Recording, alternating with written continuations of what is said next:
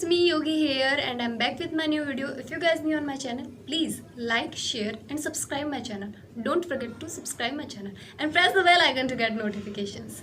So हम लोग हमारी मम्मी से ज़्यादा क्लोज रहते हैं। बेटियाँ पापा से रहती है वो बात अलग है, पर तो भी हम हमारी मम्मी से ज़्यादा क्लोज रहते हैं। हमें यूँ लगता है ना कि मम्मी सब संभाल लेगी, मम्मी को कह दो बस वो काम हो गया।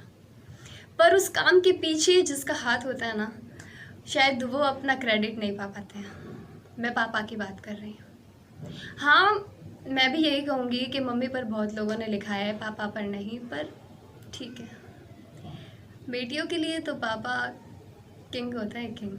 Let's get started.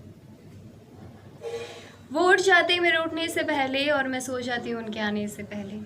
शायद यही रीज़न आपका भी रहा होगा अपने पापा को अच्छे से नहीं जानने के लिए। वो उठ जाते हैं मेरे उठने से पहले और मैं सो जाती हूँ उनके आने से पहले।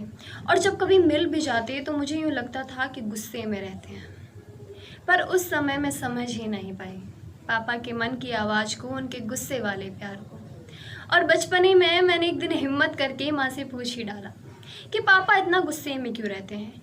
माँ ने कहा, दिन रात हमारे लिए काम जो करते हैं। पर शायद उस समय मैं इन शब्दों को समझ नहीं पाई, पर अब समझी हूँ मैं उन शब्दों को और पापा पर पड़ी उलझनों को।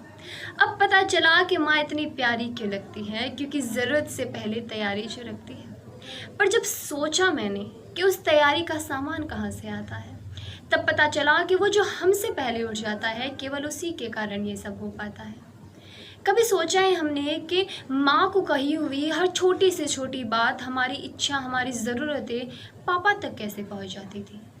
क्योंकि माँ ही तो पापा को हमारी ज़रूरतों के बारे में बतलाती थी। फिर क्या था, पापा उन्हें पूरा करने में लग जाते थे और कुछ ही दिनों में पूरा करके हमारे लिए वो ज़रूरत का सामान लाते थे। पापा हमारे लिए कितना कुछ कर जाते हैं, अपना जीवन कष्ट में जीकर अपने बच्चों का जीवन आनंदमय बनाते हैं। पर मुझे यूँ लगता था कि माँ मुझे सब कुछ देती है। फिर पता चला कि मेरी ज़रूरतों को पूरा करने के लिए पापा खाली करते अपनी बेटी हैं। पर देखा जाए तो हमारा इतना कुछ करने के पश्चात भी वो हमारी दूसरी पसंद बनकर रह जाते हैं। पर हमारे चेहरे पर खुशी देखने के लिए पापा हर संभव प्रयास कर जाते हैं, पर अपने इतने सारे कामों का वो शायद रिटर्न नहीं पा पाते हैं, क्योंकि पापा माँ की तरफ प्रत्यक्ष नहीं बल्कि अप्रत्यक्ष प्यार जताते हैं। माँ ले जाती थी मेले वगैरह, पर पापा रहते थे अकेले।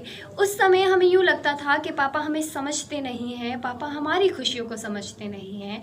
पर शायद अब मैं समझी कि पापा क्यों रहते थे अकेले, क्योंकि केवल पूरे घर में पापा ही है जो ये सोचते हैं कि परिवार वालों की खुशियाँ उनकी खुशियों से पहले, इसलिए वो रहते थे अकेले।